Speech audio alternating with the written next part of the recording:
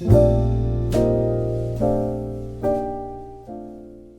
everyone, my name is Anna and today I want to take you through my reading journal. So what I've been reading in the past few months, setting up pages for them together, and at the end we'll set up a third quarter cover spread and talk about my upcoming reading plans.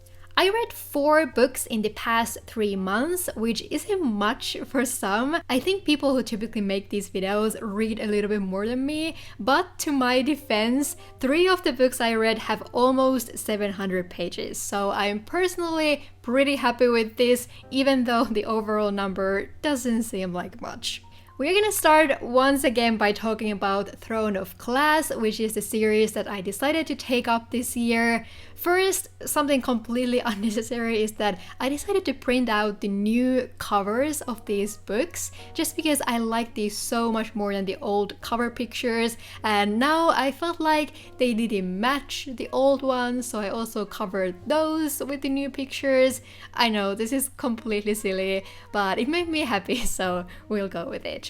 But oh boy, where do I even start? I'm enjoying this series so much and I have many things I'd love to say, but I'm quite limited in what I can actually talk about at this point to not spoil anything for people who have not read the series or who are just currently at the start of it. But I will talk about whatever I can while setting up this combination spread for all 3 of these books using this white washi tape from Lila Journal shop, and then some other random products from my own shop, pictures I've printed from the internet, and so on. All the products I'm using are linked and listed in the video description box. But anyway, last time I had finished The Heir of Fire, which is the 3rd book in the series, and this time I read Queen of Shadows, Empire of Storms, and Tower of Dawn. I know I said last time that I tried to rate the whole series by this video, but honestly I had no idea how long all of these books are. The last one in the series, Kingdom of Ash, is an almost 1000 pages, so I didn't want to force or rush myself to read that just for the sake of this video.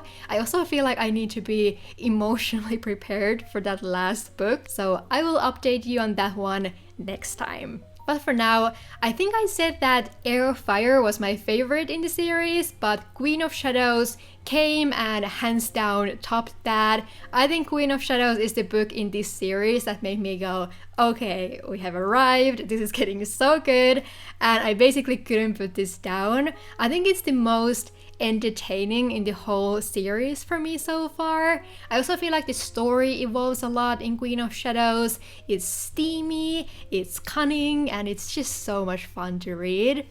And I know some of you might be wondering if I read Assassin's Blade, which is a collection of short stories from Selena's assassin days pre-Throne of Glass, and I actually didn't read that one at all.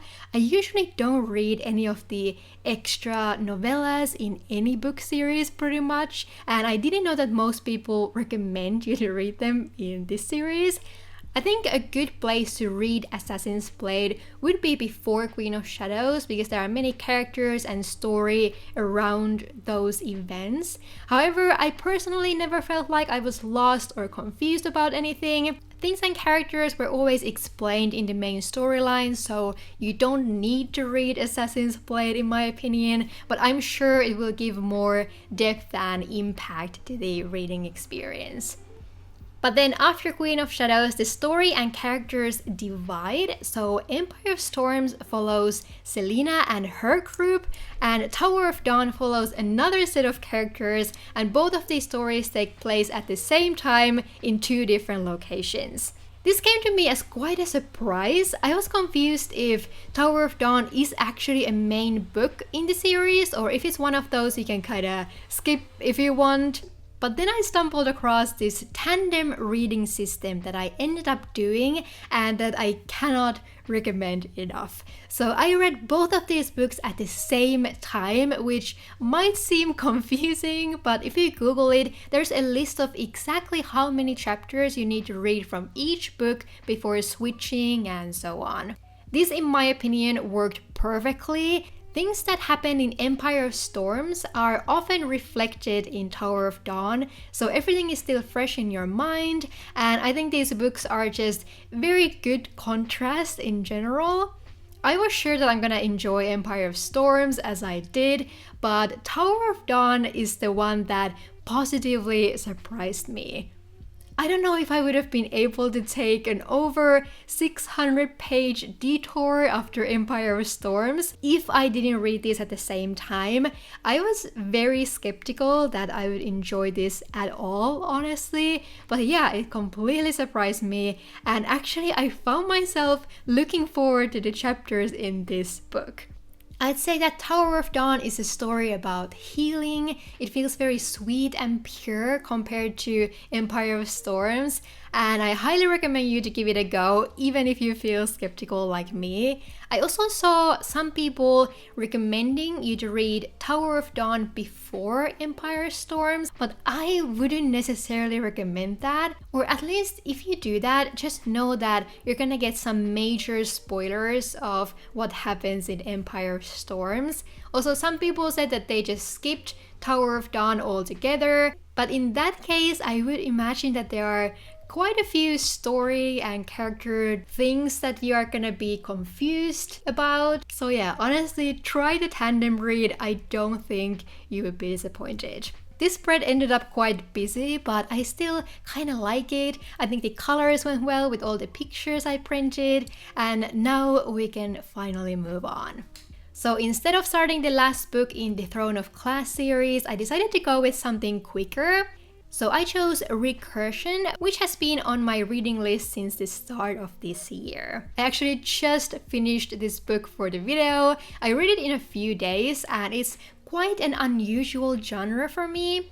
I'd say that this is a sci-fi thriller mystery, and I believe this won a Goodreads award in the science fiction category a few years ago, but still it takes place in our current world, so no spaceship type of sci-fi by any means.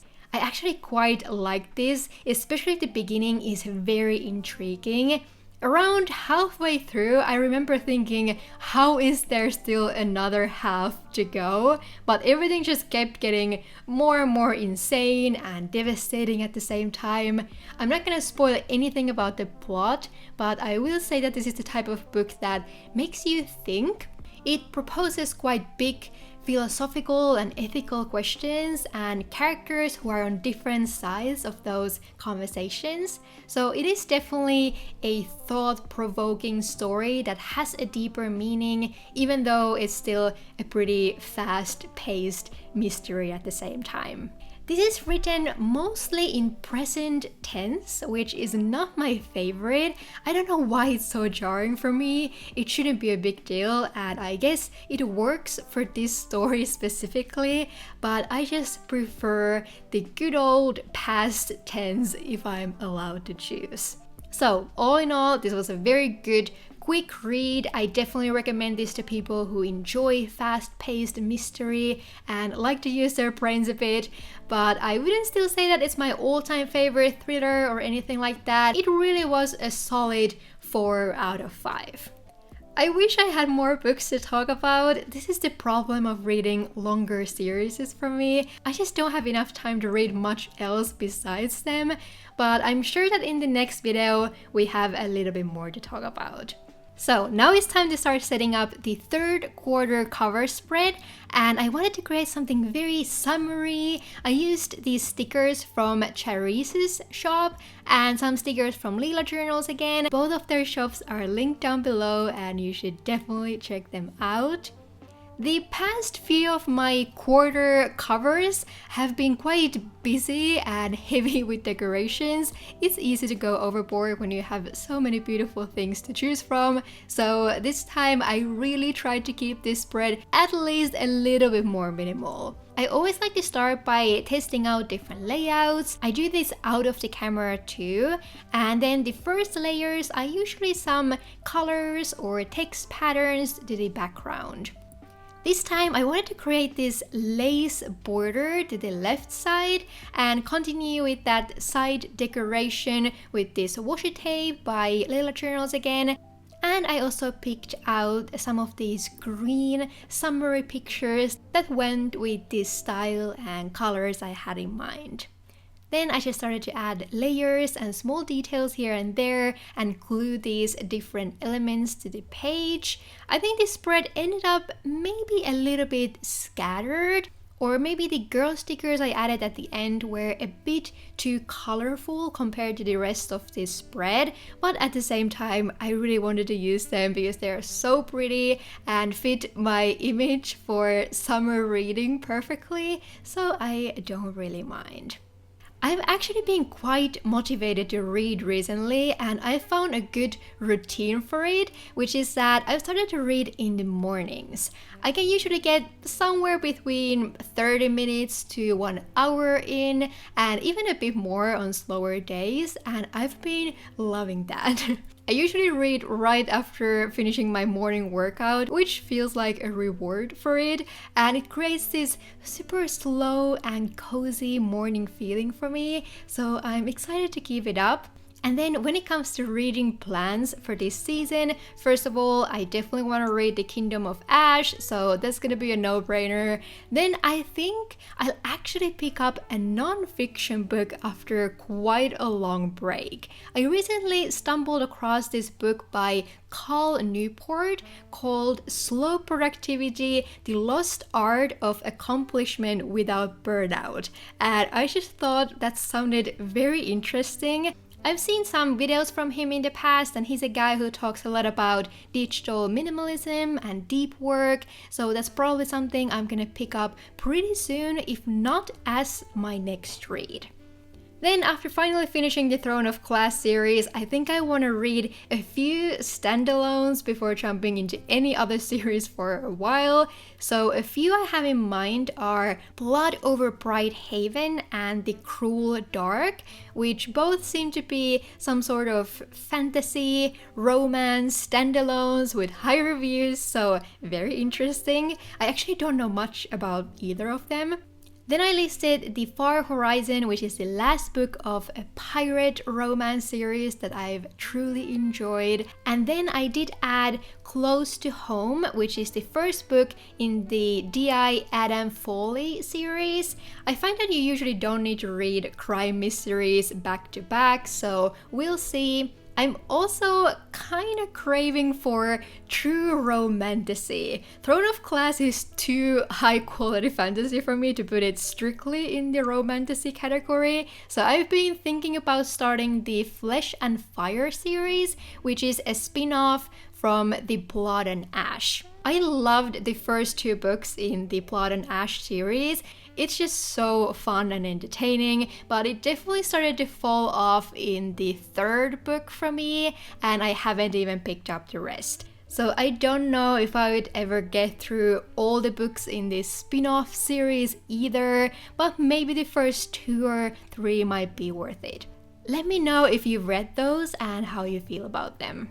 So yeah, lots of plans. Let's see how many I actually get to read by next time.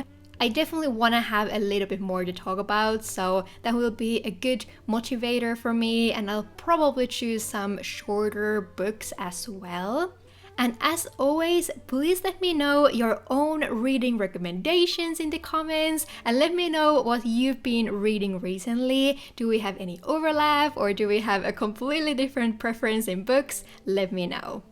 But I guess that's all I have for this time. If you like this video and would like to stay tuned for more journaling and art stuff in the future, definitely consider subscribing. Thank you so much for watching. I hope you're having a lovely day or night wherever you are, and I'll see you in my next one. Bye bye!